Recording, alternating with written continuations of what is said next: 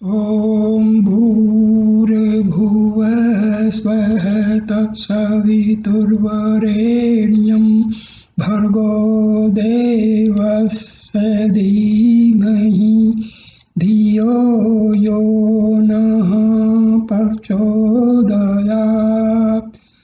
ओम शांति शांति शांति। आज मैं आपके सामने उपनिषद के बारे में बतलाना चाहता हूँ। उपनिषद किसको कहते हैं, इनका क्या महत्व है। उपनिषद जो हैं वेदों से निकले हुए हैं। वेदों का जो अंतिम भाग है जिसमें ब्रह्म विद्या या आत्म विद्या का कथन किया गया है, उस भाग में से निकले हुए जो ग्रंथ हैं उनको हम उपनिषद कहते हैं।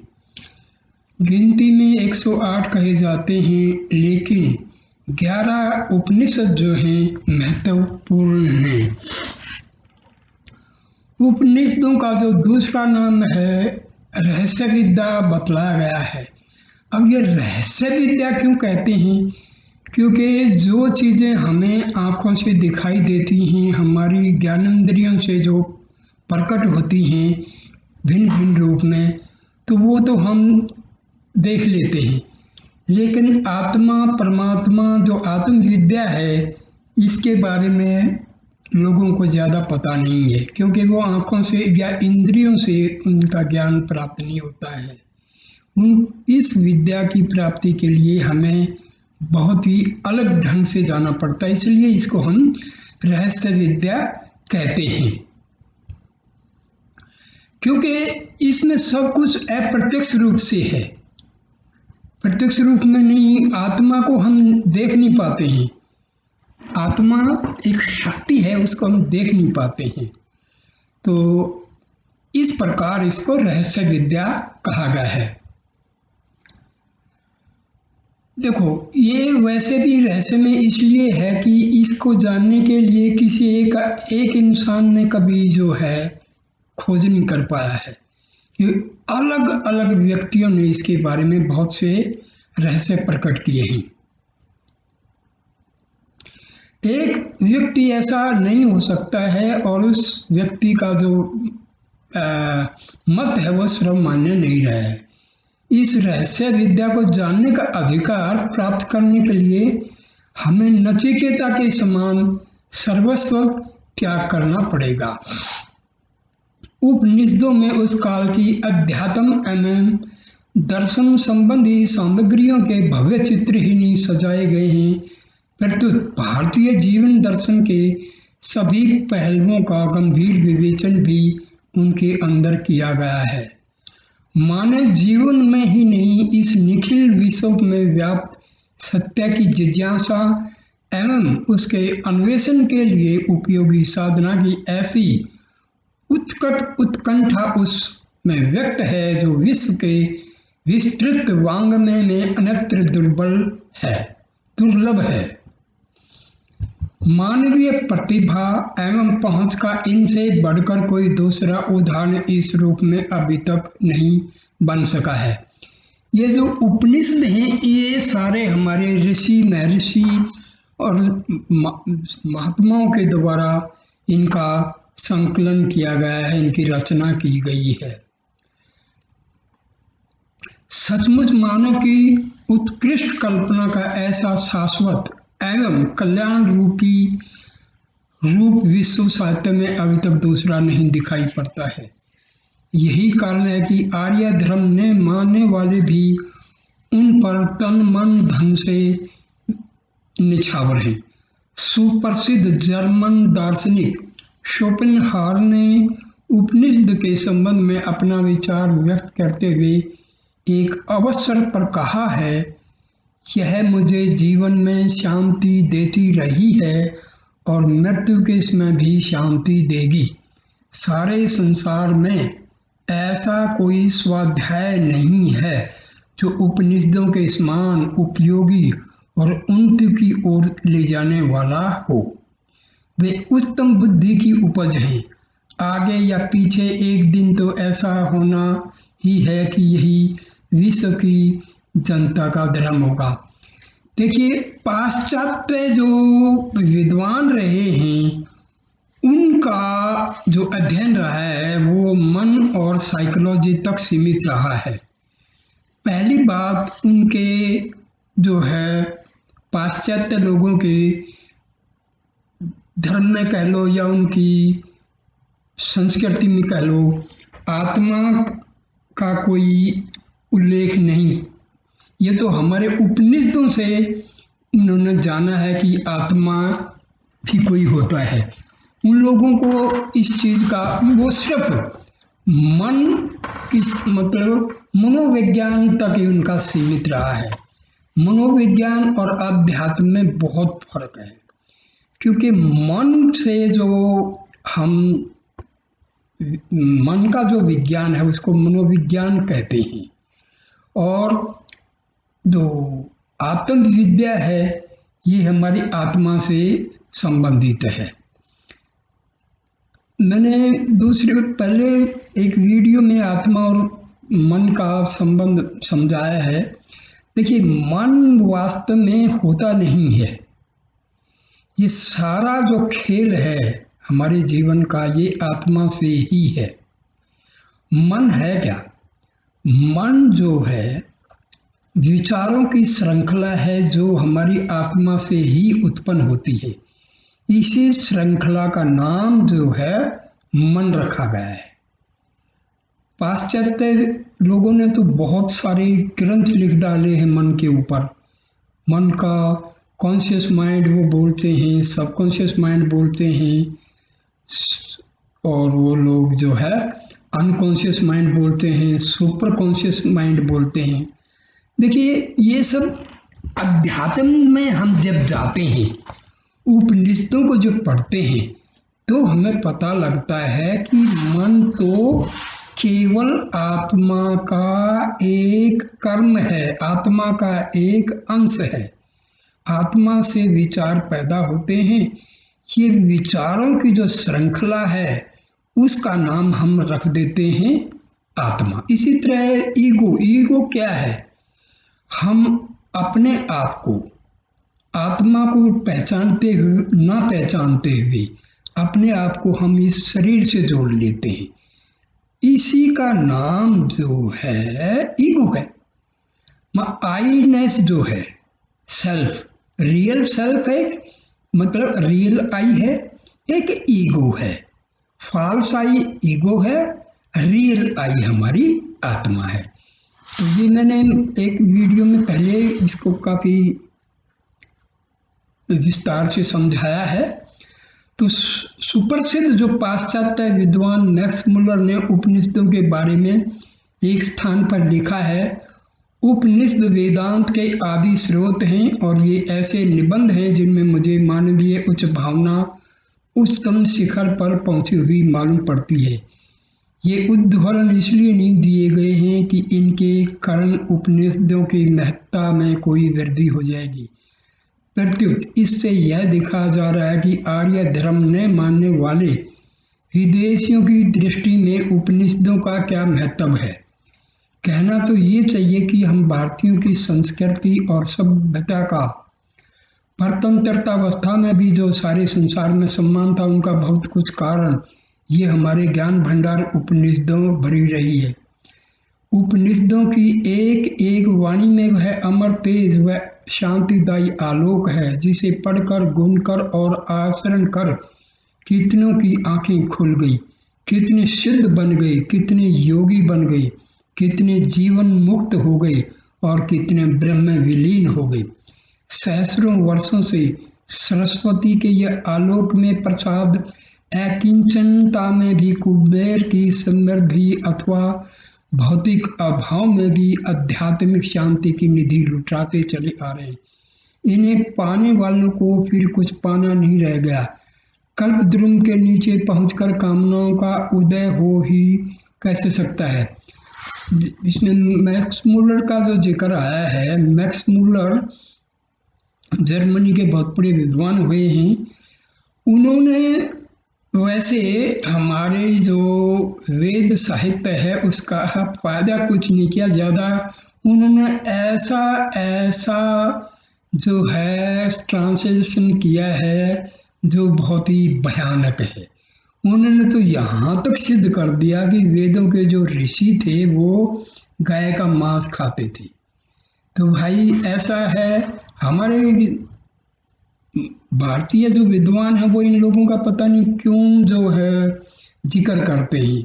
इन लोगों का उद्देश्य हमारे जो संस्कृति है उसका कोई बढ़ाने की नहीं सोची, उसको गिरा किस प्रकार हमारे जो वैदिक ज्ञान है इसको नीचा दिखाया जाए। खैर ये मैं किसी और वीडियो में बताऊंगा कि किस प्रकार पाश्चात्य लोगों ने हमारा कितना संस्कृत का जो भंडार है ग्रंथों का उसको तुम लोगों ने फूंक डाला था। सारा संस्कृत का जो साहित्य है वो अवेलेबल भी नहीं है। महर्षि दयानंद जब वेदों का भाष्यकार लिख रहे थे तो उनको जर्मनी से मंगाने पड़े थे वेद। कितनी विडंबना है। तो चलिए आगे देखते हैं क्या बोल रहे हैं हम। उपनिषद शाश्वत ज्ञान की अक्षय भंडार है। ये निरंतर का ज्ञान है, ये सीधा परमात्मा का दिया हुआ ज्ञान है। सारे संसार में ऐसा कोई दर्शन नहीं, ऐसी कोई विचारधारा नहीं है जो इनसे प्रभावित नहीं हुई है। परमाणु द्वारा यह तो सिद्ध हो ही चुका है कि मुगल साम्राज्य काल में इनका प्रसार विदेशों में भी हुआ, किंतु यह भी पता लगता है कि एक समय ऐसा भी था जब भारत के इन ज्ञान दीपों ने सृष्टि की ओर छोर तक में अविद्या का अंधकार को दूर किया था। मुगलों में जो औरंगजेब के बड़े भाई थे दारा शिकोह, उन्होंने उपनिषदों का फारसी में ट्रांसलेशन भी किया था। भारतीय विद्या तथा संस्कृति की तो ये मूल स्रोत ही रही हैं। ऐसा कोई दर्शन, चाहे वह आस्तिक हो या नास्तिक, ऐसा कोई शास्त्र, ऐसा कोई तर्क नहीं है जो उपनिषदों की अमर वाणियों से निकले हुए न मालूम पड़ते हों। सारी युक्तियां, सारे तंत्र, समूचे प्राण, संपूर्ण पदार्थ, विज्ञान की विभिन्न धाराएं, विद्या की समस्त श्रेणियां, अधिक क्या मानव जाति के सुख शांति के सारे उपाय इन्हीं काम धैन्यों की कृपा से प्राप्त होते दिखाई पड़ते हैं। इस प्रपंच में जगत में जो भी दुख, दैन्य, दारिद्र्य, पाप, संताप हैं, उन सब को समाप्त करने के लिए उपनिषद कल्पद्रुम के समान है। ऐसी कोई विद्या या कोई कला नहीं है जो इनमें ना हो। आचार शास्त्र तथा उच्च कोटि की सभ्यता से लेकर परम आध्यात्मिक शांति एवं पारलौकिक निश्रेयस के लिए ये सदा खुली हुई हैं। इनमें वर्णित विद्याएं कल्पना की ऊंची और मीठी उड़ान मात्र नहीं है, एक सभ्य एवं समुन्नत जाति की सहस्रों वर्षों की गहरी अनुभूतियों का उनमें रस घुला हुआ है और वे पारमार्थिक दृष्टि से क्रियात्मक हैं। उपनिषदों में दी गई शिक्षाओं को व्यवहारिक रूप में लाकर कोई भी व्यक्ति, कोई भी समाज अवंती के गर्त में कभी नहीं गिर सकता, प्रत्युत दुख दैन्य से छुटकारा पा सकता है।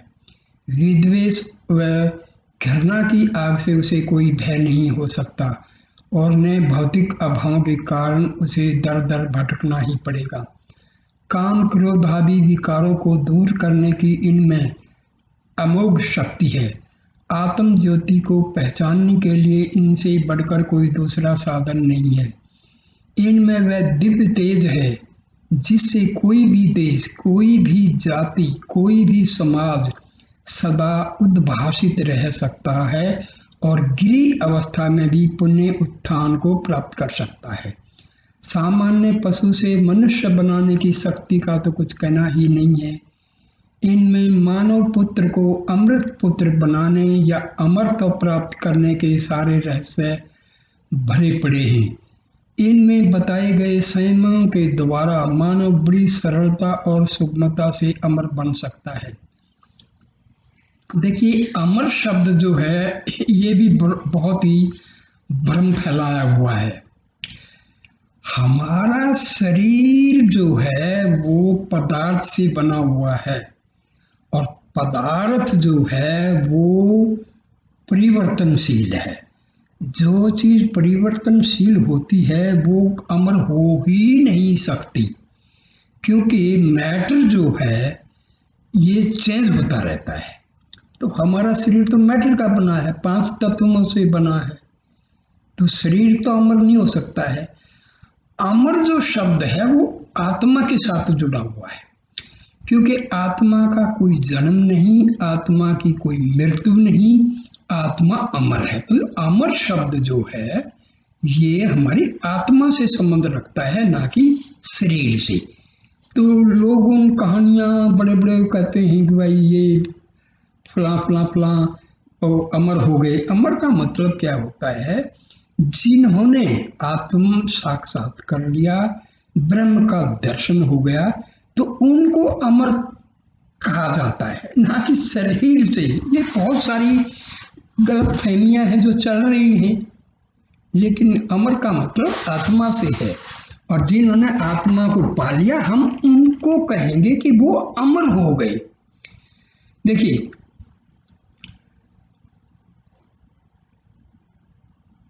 आदि शंकराचार्य ने उपनिषदों का बहुत ही अच्छी तरह से भाष्य लिखे हैं।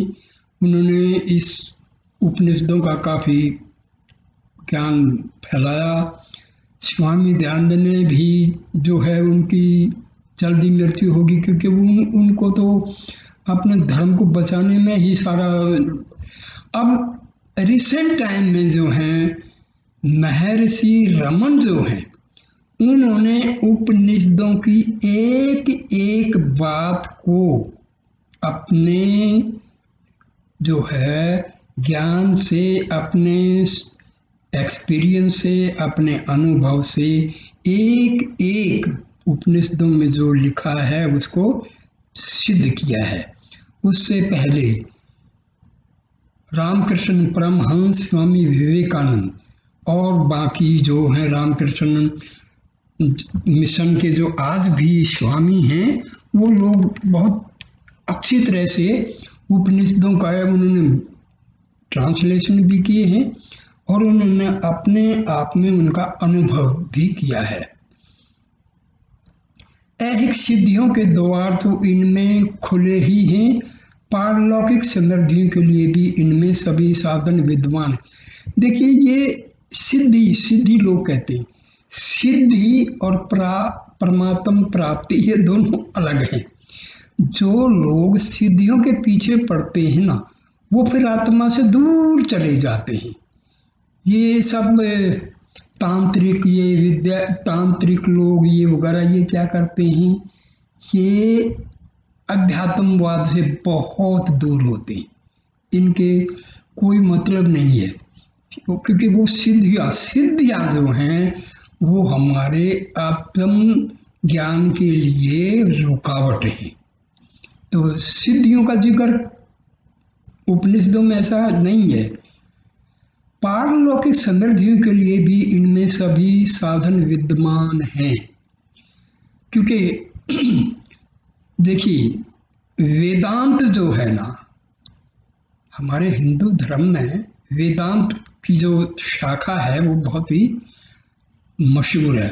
स्वामी विवेकानंद, स्वामी जो है राम तीरथ और परमहंस रामकृष्ण, महर्षि रामन, शंकराचार्य, इन लोगों ने वेदांत के ऊपर बहुत अनुभव भी किए, ग्रंथ भी लिखे हैं। वेदांत का मतलब होता है वेदों के अंत में जो ज्ञान है आत्मा का, वो वेदों का अंतिम भाग कहे जाते हैं। उपनिषदों में वर्णित तथ्यों पर आधारित है। यह समझना चाहिए कि वे केवल पारलौकिक सिद्धियों की देने वाली हैं, प्रतिदिन में ऐहिक जीवन की विविध समस्याओं को हल करने की प्रेरणा है। किंतु मीठा मीठा चिल्लाने से जिस प्रकार मुंह मीठा नहीं हो सकता, उसी प्रकार केवल उपनिषद के वाक्यों के बार बार उच्चारण से भी वास्तविक सुख शांति की प्राप्ति नहीं हो सकती। केवल पुस्तकों के रट लेने से या किसी का उपदेश सुनने मात्र से आत्मज्ञान प्राप्त नहीं हो सकता। इस संबंध में मुंडकोपनिषद में कहा गया है, जिसका ट्रांसलेशन मैं बताता हूँ हिंदी में, अर्थात यह आत्मा वेदादि के अध्ययन से नहीं मिलता। देखो, वेद आदि या उपनिषद पढ़ने से रास्ता हमें मिल जाता है, रास्ते पर चलना हमें है, अनुभव करना है, प्रयत्न करना है, केवल पढ़ने से कुछ नहीं होता है। ने बुद्धि की सूक्ष्मता से या बहुत से शास्त्रों के सुनने या अनेक विषयों की जानकारी से ही वह मिलता है। जो पुरुष इस संसार में केवल इसी आत्मा का वर्णन करता है, उसी को इसकी प्राप्ति होती। देखिए, आत्मा का वर्णन क्या होता है? हमें पूरा 24 घंटे में हमारा जो है संपत्ति को बढ़ाने में, संसार में लगा रहता है। खाते हैं, पीते हैं, सो जाते हैं, यही हमारी दिनचर्या है। देखो, आत्मा की जो वर्णन करने का मतलब क्या होता है, हमें मेडिटेशन करना चाहिए, ध्यान में बैठना चाहिए और अंदर डूबना चाहिए, क्योंकि अंदर ही हमारी आत्मा का निवास है। हमारा अध्यात्म के हृदय कहते हैं, हमारे ऋषि मुनियों ने कहा है कि हमारा एक तो जो हृदय जिसमें रक्त शुद्धि वगैरह का काम होता है, दूसरा हृदय है जिसमें अध्यात्म मतलब आत्मा रहती है, स्पिरिचुअल हार्ट उसको बोला जाता है। तो हमें उसमें पहुंचना होता है और हमें कोशिश करके अपने मन को भी उसी में पहुंचा देना होता है। जब हमारा मन हमारी कोशिशों के द्वारा स्पिरिचुअल हार्ट में, जब हृदय में पहुंच जाता है और वो आत्मा में वापिस समाहित हो जाता है, तो हम कहते हैं आत्मज्ञान हो गया, सेल्फ रियलाइजेशन हो गया, आत्म साक्षात्कार हो गया। भाई, ये करने से होता है, ये बहुत मुश्किल है ही नहीं। आसान इसलिए नहीं है क्योंकि हम टाइम जो है इतना मिलता नहीं है कि हम कर पाए। लेकिन भाई, असली यदि ज्ञान प्राप्त करना है तो घंटा 2 घंटा डेली बैठ के जो है अंदर डूबना चाहिए। अंदर डूबने का देखो, ये भी थोड़ी है गलती है। अंदर डूबने का मतलब क्या होता है कि हमारा जो मन है ना, उसकी नेचर है बाह्य गमन, एक्स्ट्रावर्ट होता है हमारा माइंड। हमें इसको अंदर की तरफ, इसकी डायरेक्शन चेंज करनी। मन तो बार बार बाहर जाएगा संसार में, ये इसकी प्रकृति है, ये इसकी नेचर है। हमें प्रयत्न क्या करना है कि आहिस्ता आहिस्ता मनन के द्वारा, कंटेम्पलेशन के द्वारा और अफर्मेशन के द्वारा, विजुअलाइजेशन के द्वारा मन की डायरेक्शन बाहर से हटा करके अंदर की तरफ करना है। मन जो है आहिस्ता आहिस्ता आहिस्ता हमारे अध्यात्म पे, हृदय में जब पहुंच जाता है तो ये अपने स्रोत में, अपने सोर्स में मिल जाता है। तो इसमें भाई करने से होगा। ये मैं जो बता रहा हूँ ना, ये क्योंकि मैं करता हूँ और बहुत ये मुश्किल भी नहीं है, और भाई आसान तो इसलिए नहीं है कि हम करते नहीं। जब हम करते ही नहीं है तो भाई मुश्किल है, लेकिन जब करना शुरू कर दोगे ना, तो केवल आनंद है। शुरू में तो कष्ट होंगे, इसके बारे में मैं बाद में बताऊंगा। अभी तो अपना जो असली विषय उपनिषदों की महत्व क्या है तो उसी पर चलने दो। आत्मा उसी भाग्यशाली को अपना स्वरूप दिखाता है। किसको? जो मैं बता रहा हूँ, जो बैठता है उठ के सुबह 3-4 बजे 2-2.5-3 घंटे बैठ के ब्रह्म वेला में और कोशिश जब करता है ना, तो भाई आनंद है, आनंद ही आनंद है दोस्तों। मुश्किल है जब तक आप कोशिश नहीं करते। कोशिश कर लो, आनंद है। इससे बड़ा दुनिया में कोई आनंद है? आपको बहुत भी आनंद आएगा। देखो, ये मैं उपनिषदों की महत्ता इसलिए बता रहा हूँ कि आप लोगों का जो है ध्यान इस आत्म विद्या की तरफ देखो, हमारे ऋषि मुनियों ने हमारे 4 उद्देश्य बताए हैं जीवन के: धर्म, अर्थ, काम और मोक्ष। देखो, अर्थ मतलब पैसा तो खूब कमाते हैं, गृहस्थ जीवन में सारा जिंदगी खपा देते हैं, ठीक है ना। धर्म, देखो धर्म की भी एक अलग से जो धर्म की परिभाषा जो है ना भाई, धर्म क्या है ना, धर्म बनाया गया है इंसान के द्वारा। और अध्यात्म जो है ना, वो एक हर इंसान की आत्मा है। आत्मा को पहचानना ये अध्यात्मवाद है। तो असली धर्म तो भाई अध्यात्मवाद है। वैसे लोगों ने बना लिया है, ये हिंदू है, ये मुस्लिम है, ये क्रिश्चियन है, ये सिख है। तो ये तो भाई मानव के द्वारा बनाए गए हैं, इसके नियम भी मानव के द्वारा बनाए गए हैं। तभी तो हम मानव तो एक लिमिट है, फाइनाइट है। आत्मा इन्फिनिट है भाई। एक आप फाइनाइट की तरफ क्यों झुकते हो? Why don't you come to the infinite? आत्मा इन्फिनिट है। अरे थोड़े से गिलास के पानी को छोड़ के समुद्र की तरफ दौड़ो। आत्मा एक समुद्र है, अथाह ज्ञान का सागर है। आप क्यों मन रूपी गिलास के थोड़े से पानी में ही खुश होना चाहते हो दोस्तों? चलिए, तो बलहीन अर्थात ब्रह्मचर्य विहीन परमादि और अशास्त्रीय तप में निरत को भी आत्मा नहीं मिलती, कभी नहीं मिलेगी। इसको तो भाई किसको मिलेगी? जो कोशिश करेगा। और कोशिश बहुत मुश्किल नहीं है भाई, ना उसमें पैसा लगता है, ना कुछ धन दौलत लगता है। और देखो, आप लोग बैठ के ध्यान करना शुरू कर दो।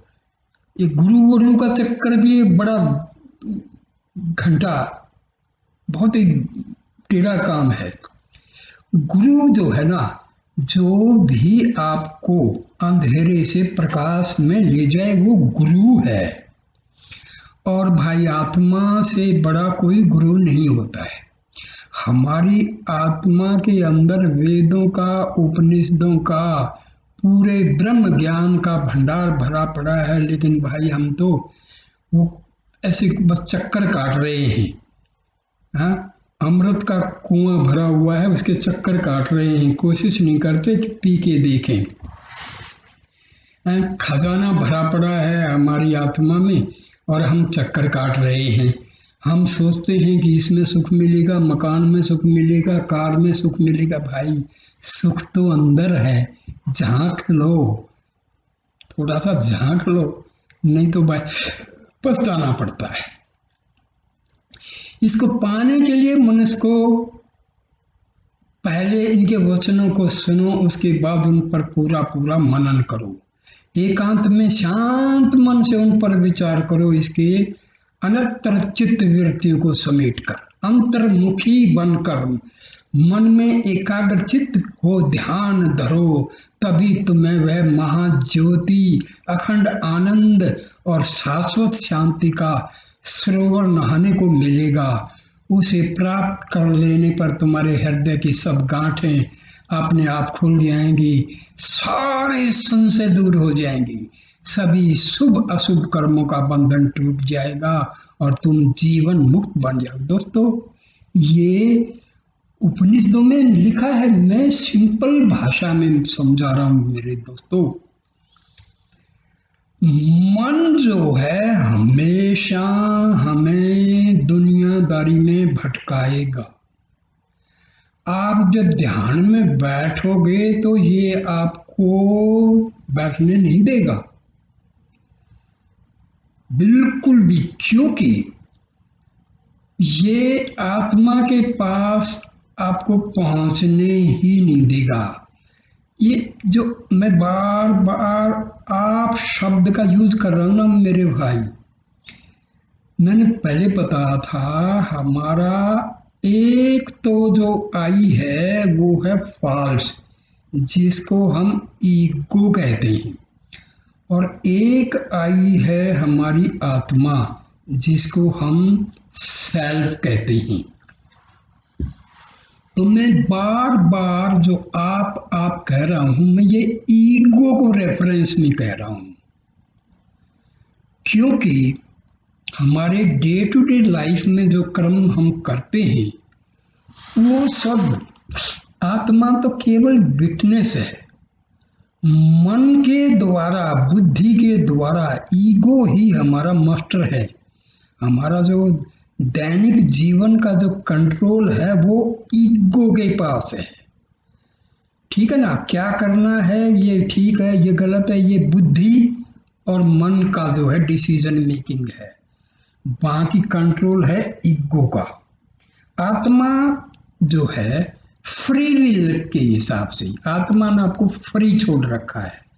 It is your wish and will what you want to do. आपको जो करना है वो फ्री विल है आपकी।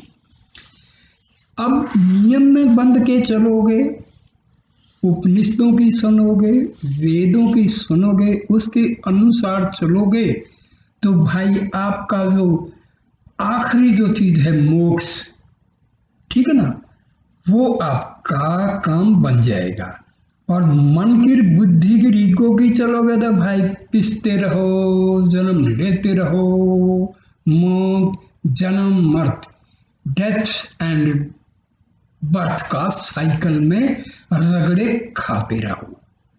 अदरवाइज वेरी सिंपल, आप भाई ऑफिस में काम करते हैं, आपने फैक्ट्रियां लगा रखी, कोई प्रॉब्लम नहीं है। केवल शाम को जब आप ऑफिस से, फैक्ट्री से, अपने वर्क प्लेस से जब आ जाते हैं, खा के पी के 1 घंटा अपने मकान के कोने में अकेले बैठ जाओ और सोचना शुरू कर दो कि मैं कौन हूँ, कहाँ से आया हूँ, क्या करने आया हूँ, मेरा उद्देश्य क्या है, मैंने अपने उद्देश्य प्राप्ति के लिए क्या क्या किया है, कहाँ भटक रहा हूँ। तो ये थोड़ा थोड़ा विचार करो। असली चीज क्या है विचार करने की, कि हमें आत्मा तक पहुंचना है। महर्षि रमन ने बहुत बढ़िया तरीका बताया गया है, उसका नाम दिया गया है सेल्फ इंक्वायरी। उस पर मैं अलग से वीडियो दूंगा और ऐसे मतलब बहुत समझा के अनुभव, अपने अनुभव से मैं समझा दूंगा। लेकिन भाई करो तो, करना तो आपको है। किताब पढ़ने से कुछ नहीं होने वाला है, क्योंकि जो करने की चीज है वो केवल पढ़ने से नहीं होगा, करना है। बहुत उपनिषद का जो ज्ञान है ना, वो इतना इतना इतना प्यारा ज्ञान है ना, एक बार इसमें आपका ध्यान हो जाए, इंक्लिनेशन इसकी तरफ हो जाए, तो फिर आपका जीवन सुधर जाएगा। मेरे भाई ये याद रखना, जो लोग परमात्मा की तरफ चलते हैं ना, तो उनको लक्ष्मी, धन, दौलत, इन चीजों की कमी नहीं रहती है। यदि कमी है तो उनमें असंतोष की भावना खत्म हो जाती है। ये ध्यान देने की चीजें हैं। तो चलो, इस प्रकार यदि देखा जाए तो उपनिषदों का एक एक अक्षर एक एक बहुमूल्य रत्न है। ये हिंदू जाति के लिए ही गर्व की वस्तु नहीं है, प्रत्युत मानव जाति मात्र के लिए गौरव की बात। देखिए भाई, मैंने पहले ही बताया है, धर्म किसने बनाए? इंसान ने। आत्मा क्या है? ये तो शाश्वत है। It is परपीचुअल, it is continuing from unknown times. तो भाई, आत्मा की जो विद्या है ये ना हिंदू की है, ना क्रिश्चियन की है, ना मुस्लिम की, ना सिख की, ना जैन की, ये किसी की भी नहीं है भाई, ये तो आपकी है। हम इसको भटक के और भाई गुरुओं का चक्कर, ये चक्कर, इनमें भटक गए और केवल हमें दुख मिल रहा है। कोई कहता है इसकी पूजा करो, कोई कहता है उसकी पूजा करो, कोई कहता है उधर जाओ, कोई कहता उधर जाओ। रे मेरे भाई, जहाँ जाना है वहाँ कोई नहीं बताता, क्योंकि लोगों ने दुकान खोल रखी है।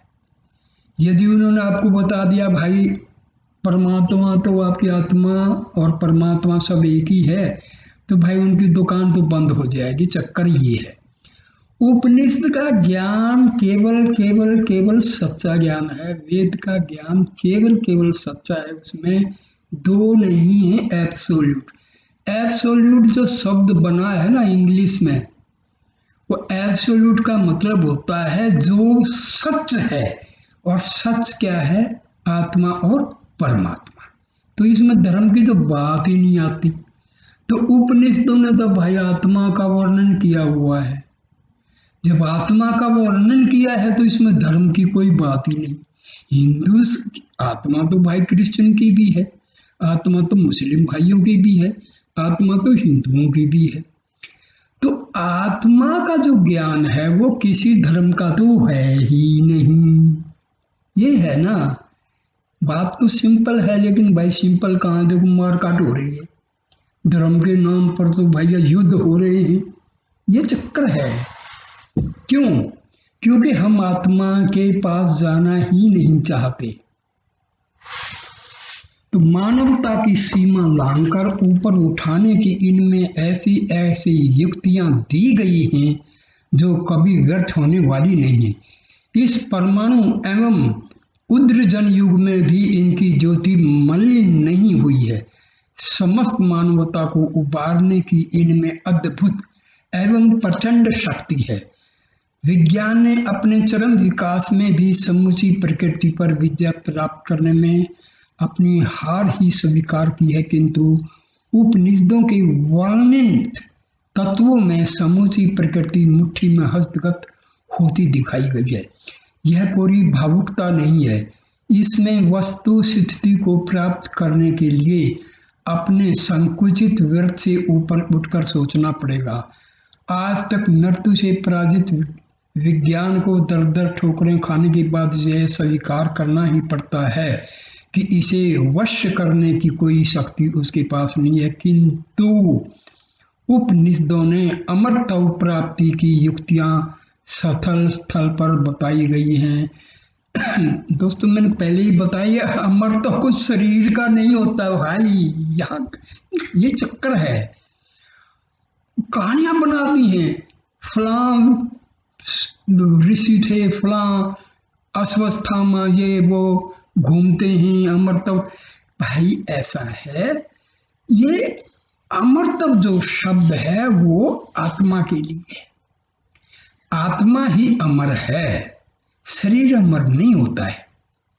ये हो जाता है जब लोग योग शक्ति से अपना जो सूक्ष्म शरीर है उसको थोड़ा थोड़ा करके अपना जो फिजिकल बॉडी में कन्वर्ट कर सकते, ये है। लेकिन ये बड़ी योग विद्या की चीज है, साधारण मानव के लिए ये कल्पना से परे की चीज है। ये उक्तियां कल्पना प्रसूत नहीं है, सहस्रों वर्षों की गहरी अनुभूतियों तथा क्रियाओं का इनमें पुट है।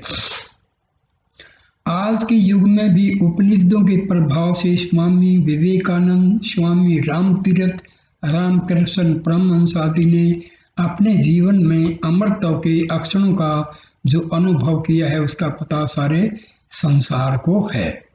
ये मैं पहले ही बताया नहीं, ये हमारे मतलब रामकृष्ण परमहंस, स्वामी विवेकानंद, स्वामी रामतीर्थ, शंकराचार्य और महर्षि रामन और परमहंस रामकृष्ण पिछली शताब्दी के ये दो ऐसे महान संत हुए हैं, ऋषि हुए हैं, जिन्होंने उपनिषदों और वेदों के ज्ञान को बिल्कुल सरल तरीके से समझाया है। मैंने रामकृष्ण परमहंस और महर्षि रमन की साहित्य को पढ़ा है, समझा है और अनुभव भी कर रहा हूँ। तो भाई ये जो कुछ अध्यात्मवाद जो है वो अनुभव का है। पढ़ने से, केवल पढ़ने से नहीं, पढ़ना जरूरी है, बिना पढ़े तो पता नहीं लगेगा। पढ़ो मगर फॉलो करो उसको। केवल पढ़ने से नहीं होगा, बिना पढ़े भी नहीं होगा। जब पढ़ोगे नहीं, जब पता ही नहीं होगा तो आप करोगे क्या? तो पढ़ो, समझो, रास्ता पता करो और फिर उस रास्ते पर चलो, फिर जीवन का आनंद ही आनंद है। उपनिषदों के रहस्यात्मक विचारों की परंपरा से न केवल हिंदू जाति के जीवन दर्शन ही प्रभावित हैं, परंतु बौद्ध तथा जैन दर्शनों पर भी उनकी अमिट छाप है। देखिए, महात्मा बुद्ध और महावीर जैन, इनके बारे में इनके शिष्यों ने काफी कुछ साहित्य लिख दिया, अपनी मर्जी से भ्रम फैला दिया। नहीं तो भाई यही सेम है। बौद्ध का यदि एक एक असलियत देखोगे तो उन्होंने क्या किया था, वही तो ध्यान तो किया था ना, आत्मा का साक्षात्कार तो किया था। लेकिन बाद में उनके शिष्यों ने काफी कुछ लिख डाला है, चलो वो हमारा विषय नहीं है। सूफियों की रहस्य भावना, मुसलमानों का एकेश्वरवाद, कृष्णों की रहस्यवादिता, शोपेनहावर का दार्शनिक विचार, राजा राम मोहन राय के ब्रह्म समाज की मूल भावना, स्वामी दयानंद, कविंदर रविंद्र और योगेंद्र अरविंद की विचारधाराएं उपनिषदों से अत्यधिक प्रभावित हैं। शंकराचार्य, रामानुज, वल्लभ, माधव आदि आचार्य ने तो इन्हीं की पृष्ठभूमि पर अपने सिद्धांतों की अवतारण की है। यह सही है कि इन उपनिषदों की विचारधारा में जीवन के संध्याकाल संन्यास आश्रम के अनुभवों के अमूल्य पवित्र विचार संग्रहित हुए हैं और ये आर्य जीवन के संन्यास आश्रम की स्थिति के प्रतीक हैं। किंतु इससे यह नहीं मान लेना चाहिए कि इनमें लोक जीवन या लोक संग्रह की भावनाओं का जानबूझकर निरादर किया गया है। कहना तो ये चाहिए कि प्रथम के 3 आश्रम का सार तत्व भी इनमें आ गया है। इनके विचार इतने गूढ़, उदात्त और व्यापक हैं कि इनमें सब स्थिति के लोग समान लाभ उठा सकते हैं। यही कारण है कि क्या सब धर्मी, क्या विधर्मी, क्या पौवार्त्य, क्या पाश्चात्य, सभी विचारकों के लिए ये प्रेरणा और स्मृति के स्रोत हैं। व्यापक मानव धर्म और उनके जीवन दर्शन के अक्षेत्र में किसी भौगोलिक रेखा से आबद्ध नहीं हैं और न काल की सीमा रेखा ही इनकी प्रसिद्धि और सनातनता में कोई बट्टा लगा सकी है। ज्ञान और अनुभूतियों का मस्तिष्क और हृदय का इनमें ऐसा मधुर समन्वय है कि कहीं विषमता का कहीं पता। देखो, वेदांत के 3 अंग हैं। सबसे पहले उपनिषद हैं, दूसरे गीता हैं और तीसरे जो हैं वेदांत दर्शन है। वेद व्यास का जो लिखा हुआ है ब्रह्म सूत्र, जिसको हम वेदांत दर्शन कहते हैं। ये 3 अंग हैं, उपनिषद, गीता और ब्रह्म सूत्र। तो यद्यपि विषय की व्यापकता के कारण सभी दर्शन एवं संप्रदाय अपने मतों की पुष्टि के लिए उपनिषदों का आश्रय लेते हैं, किंतु उत्तर मीमांसा वेदांत दर्शन की ही विशेष विवेचना इनमें की गई है। यही कारण है कि आचार्य शंकर ने अपने मत के प्रतिपादन में स्थल स्थल पर इनका उपयोग किया है। ब्रह्म की व्यापकता, आत्मा की नित्यता, लौकिक सुख की अक्षण भंगुरता, मुक्ति की उपलब्धि आदि विषयों का इनमें प्रमुख रूप से प्रतिपादन किया गया है। यद्यपि वे वास्तव में ज्ञान कांड के समर्थक हैं, किंतु उपासना और कर्म कांड का भी इनमें बहिष्कार या निरादर नहीं किया गया है। आज के विज्ञान युग ने उपासना और कर्म कांड को मानव स्वभाव से कुछ दूर कर दिया है, किंतु ज्ञान का अक्षेत्र आज भी पूर्ववत अबाधित है। इसमें काल कर्म से परिवर्तन की कोई गुंजाइश नहीं है।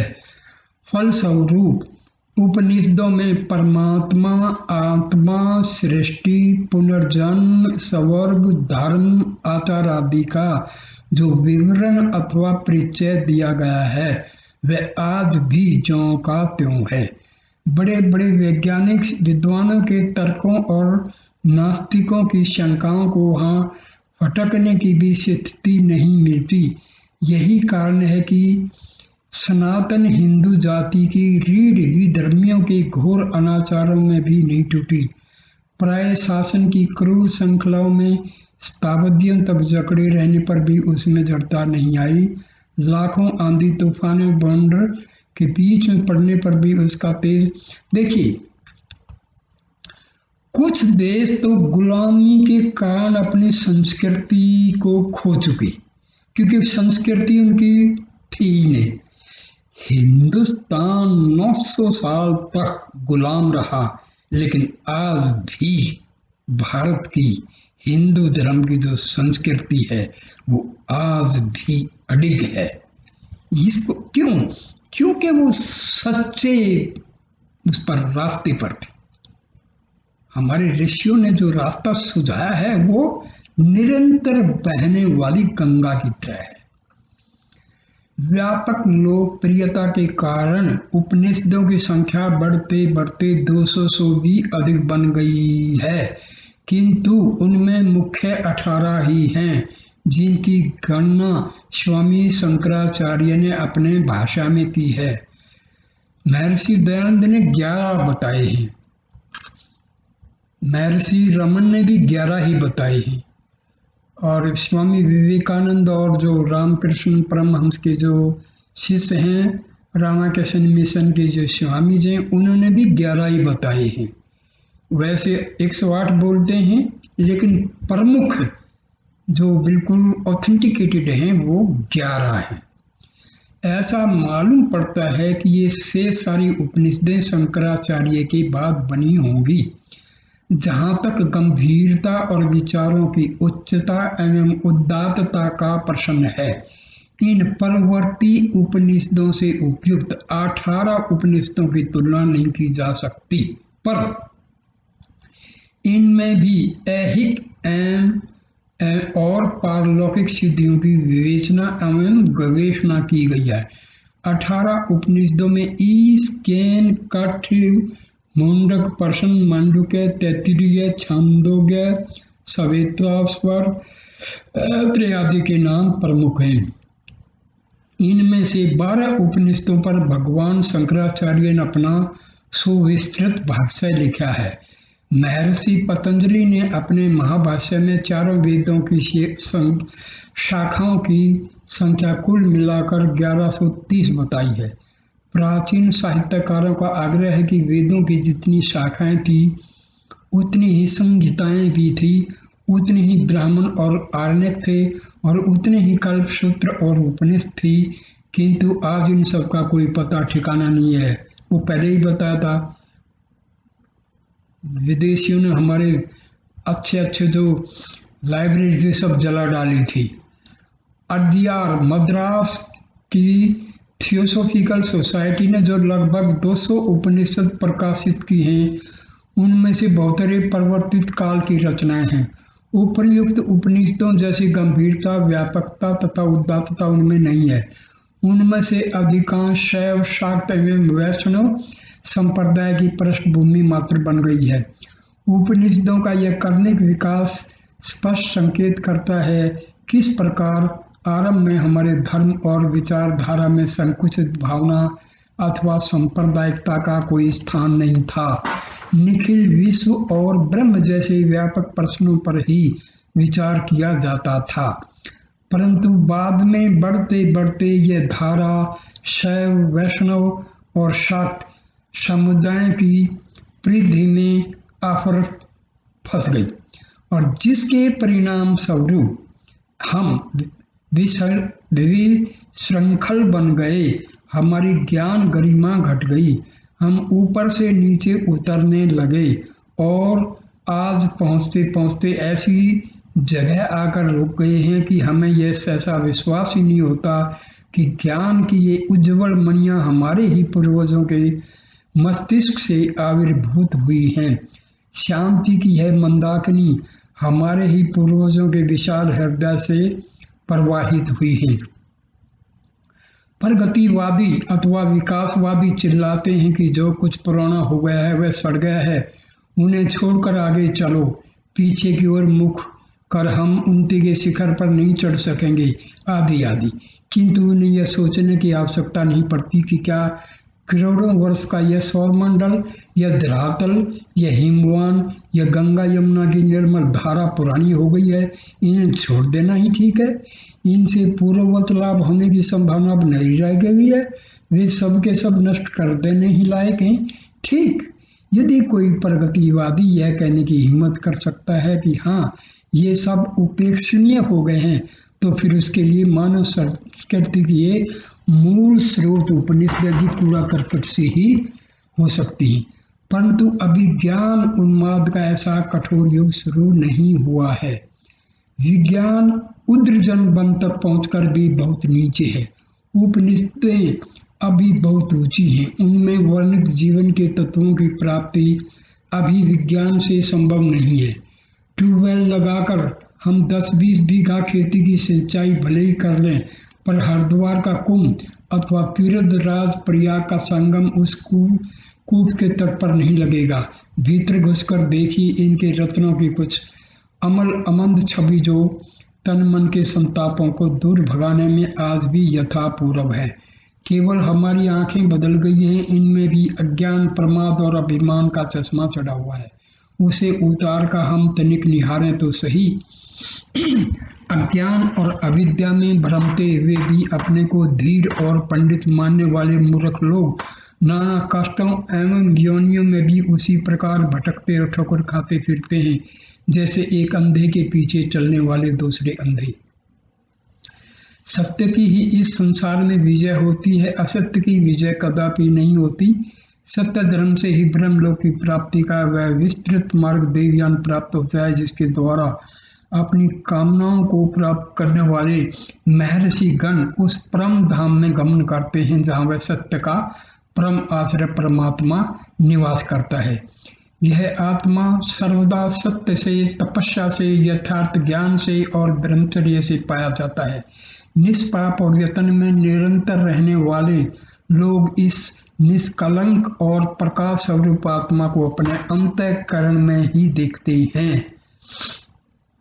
हमारे पूर्व आचार्यों की यह शिक्षा अकेले ही भारतीय संस्कृति के सभी अंगों पर प्रकाश डालने में पर्याप्त है। भारत के पास कुछ रहे या न रहे, यदि उसके निवासी अपने पूर्वजों की इस अमर वाणी का ही केवल अनुसरण करते रहेंगे तो उन्हें कल्पांत तक अकिंचन दुखी और अशांत होने का कोई कारण नहीं होगा। इस प्रकार विश्व के विस्तृत वांग्मय में साहित्य, वाङ्मय का मतलब होता है साहित्य में उपनिषद की महत्ता बेजोड़ है। वे न केवल अपनी परम प्राचीनता के कारण आदरणीय हैं, तर्तुत उनकी सहज सुखदायिनी सूक्तियाँ अमरत्व का संदेश देने वाली हैं। भारतीय आर्य संस्कृति का समुन्नत एवं शुद्ध रूप तो सदा से इन्हें अमृत वाटिकाओं में निमज्जित होकर निखरा है। ये किसी संप्रदाय विशेष की वस्तु नहीं है। इनकी सामान्य दृष्टि वसुधैव कुटुंबम के महान एवं पुनीत लक्ष्य पर स्थिर है। यही कारण है कि देश विदेश सर्वत्र इनका आदर सम्मान है। पर यह सब होते हुए भी उपनिषद सर्वसाधारण के लाभ में नहीं आती। इनकी गहन गंभीरता की दुहाई देकर जब हमारे कितने संस्कृतज्ञ पंडित जन भी इनके अमर संदेश से आजीवन वंचित रह जाते हैं, तब केवल हिंदी जानने वालों का या दोष। आज तक अनेक उपनिषदों के, देखो भाई, भाषा इंपॉर्टेंट नहीं है। असली चीज क्या है कि किसी भाषा के द्वारा ज्ञान क्या है, असली चीज ये है। तो हमें जो है ना, उपनिषदों में मैंने बताया ना कि उदाहरण दे करके, कहानी दे करके बड़ा अच्छे तरीके से समझाया गया है। तो अब इसके आगे जो मैं महत्व जो बताया हूँ, इसके आगे में उपनिषदों की कहानियों के द्वारा किस प्रकार जो है ज्ञान का संचार किया गया है हमारे ऋषियों द्वारा, तो ये मैं कहानियों की एक श्रृंखला शुरू करूंगा। क्योंकि कहानियों में अलंकारिक भाषा का यूज किया गया है। जैसे कठोपनिषद में नचिकेता कोई वास्तव में नहीं रहा है। नचिकेता एक विद्यार्थी है, एक साधक है, एक जिज्ञासु है। उसने यमराज से जो है आत्मा का ज्ञान प्राप्त किया। तो श्वेत केतु है वगैरह वगैरह बहुत ऐसी, तो कहानियों से हमें उनका जो है ज्ञान सही मिल जाएगा। तो दोस्तों, ये आप लोग जो हैं, मेरी जो चैनल है उसमें आप अपने क्वेश्चन लिख करके मेरे से पूछ सकते हैं, ठीक है? क्योंकि जो अध्यात्म ज्ञान है ना, वो अनुभव के द्वारा प्राप्त किया जाता है, किताबें पढ़ के नहीं। किताबें तो टीवी में आप दुनिया भर के बैठे हैं पंडित लोग, प्रचारक हैं, वो पढ़ देते हैं बहुत सारे। देखो, अनुभव के द्वारा जो ज्ञान अर्जित किया जाता है वही उपयोगी होता है। किताब से पढ़ लिया और सुना दिया तो वो उसका असर भी नहीं होता है, ठीक है? तो आप लोग जो है मेरे से पूछ सकते हैं, आपको जो डाउट आए वो पूछ सकते हैं, ठीक है? नमस्ते दोस्तों।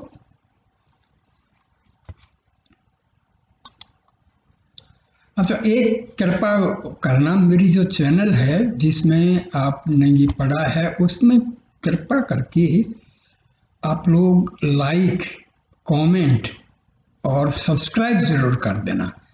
दोस्तों, ये चैनल मैंने इसीलिए शुरू की है कि आज बहुत भ्रम फैला हुआ है, बहुत सारे लोग हैं गुरु बनते हैं। देखिए, एक होता है निष्काम कर्म जिसको हम बोलते हैं, बिना किसी स्वार्थ के सत्य क्या है वो बताना, ये असली निष्काम कर्म है। तो भाई, जो मेरा अनुभव है, जो मैं करता हूँ, पढ़ता हूँ, ध्यान परमात्मा का करता हूँ, उसके अनुभव के आधार पर आप मेरे से अपने डाउट्स पूछ सकते हैं, ठीक है? नमस्कार।